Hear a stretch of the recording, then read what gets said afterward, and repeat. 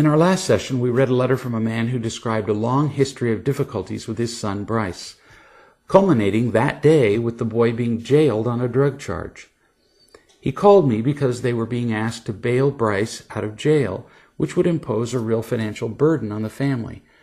First, I suggested that he see Bryce's behavior for what it was, a response to a great deal of emptiness and fear, mostly caused by his parents, and that above all, he not respond to Bryce with anger, which would only communicate a lack of love and make things much worse. Now, back to the father. So what else can you do? Go visit with him in jail. See how he's doing. No lectures, no disappointment, no condescension. He already knows he's screwed up. He understands that. He doesn't need to be told that. In fact, talk about your mistakes, not his. Tell him that you've been learning some things about being a parent. A little late, maybe, but you've been learning nonetheless. And now you realize that in large measure, his behavior has been a response to his not feeling loved unconditionally by you. Give him some examples of mistakes you've made as a parent, like anger, controlling, and so on. Be specific about those mistakes.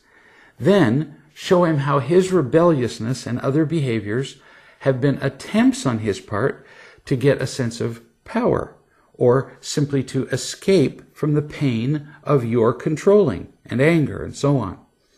You don't need to go on and on about this in your first visit. Don't turn it into a lecture. Just tell him that you've realized some things, and you can go into more detail later if he wants. Then tell him that you are not going to bother him about his behavior anymore, because you realize how controlling and unloving that has been. In fact, your nagging him has actually interfered with his learning to be responsible. Tell him that from now on, you'll be dedicating yourself to learning how to be a better parent. Instead of nagging and criticizing and being angry, you'll just be doing your best to love him.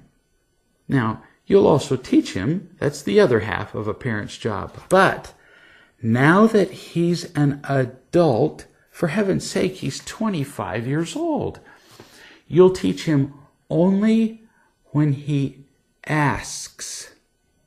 Instead of forcing lessons on him, you'll have faith in him and allow him to learn, now pay attention, from the natural consequences of his behavior. That is how adults learn, isn't it? If you don't show up for work on a regular basis, they don't yell at you, they simply fire you. Lesson learned. If you drive too fast on the highway, the patrolman doesn't pull you over and have a fit screaming and yelling at you. He doesn't jump up and down and say, "How many times do I have to tell you not to drive too fast?" No, he just gives you a ticket. And if that doesn't convince you, the next patrolman gives you another ticket.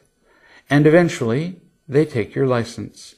And then you go to jail, and so on. When we're children, we learn from words, in class, maybe from repetition. As adults, consequences teach us. And it's time for consequences to teach Bryce. Which brings us to the decision about his bail. And we'll talk about that in our next session.